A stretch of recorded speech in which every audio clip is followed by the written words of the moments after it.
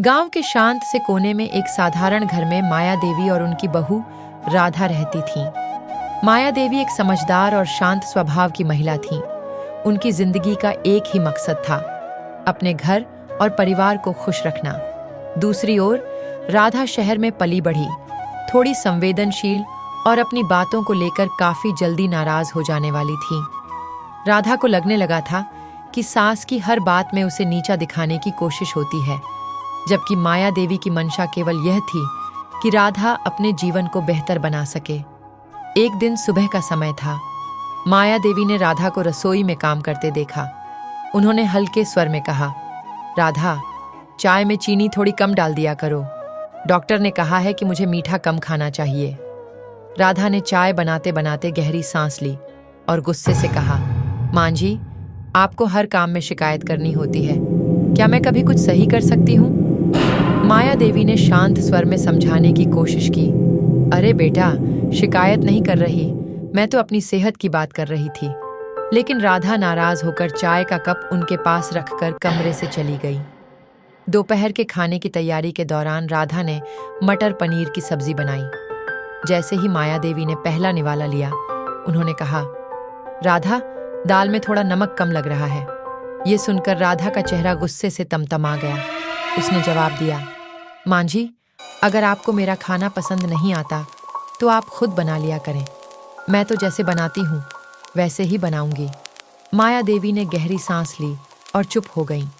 उन्होंने महसूस किया कि हर बार राधा को समझाना मुश्किल हो रहा है।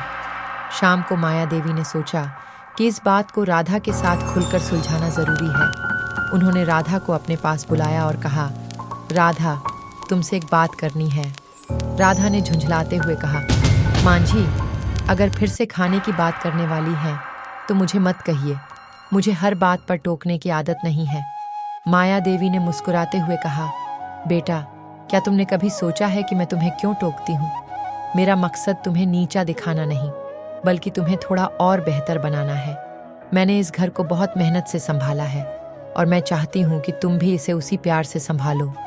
राधा ने धीमी आवाज में कहा, मां जी, मुझे हमेशा लगता है कि आप मुझसे खुश नहीं हैं। हर बार आपकी बातों में मुझे सिर्फ कमी नजर आती है। माया देवी ने कहा, यह तुम्हारा भ्रम है राधा। मैं तुमसे नाराज नहीं हूँ, लेकिन तुम्हारी छोटी छोटी बातों पर नाराज हो जाने की आदत हमारे रिश्ते को कमजोर कर रही है। राधा कुछ देर चुप रही। उसने महसूस किया कि सास की बातों में सच्चाई है। वह बोली, मां जी, मैं आपकी हर बात को आलोचना समझती थी। मुझे लगता था कि आप मुझसे खुश नहीं हैं, लेकिन अब समझ में आ रहा है कि आपकी नीयत अच्छी है। माया देवी ने मुस्कुराते हुए कहा, तुम इस घर की बहू ही नहीं, बेटी भी हो। मेरा काम है तुम्हें समझाना और तुम्हारा काम है उसे दिल से अपनाना।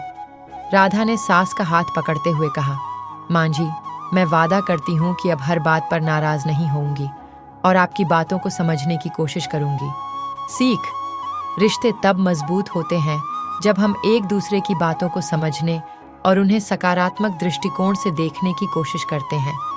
नाराजगी से केवल गलतफहमियां बढ़ती हैं, लेकिन बातचीत और समझदारी रिश्तों को सुलझा देती है। दोस्तों, ये वीडियो आप अपनी सास या बहू या फिर वाइफ को जरूर भेजें। शायद किसी का घर टूटने से बच जाए। और वीडियो के अंत में दी गई सीख अच्छी लगी तो वीडियो को लाइक जरूर करें।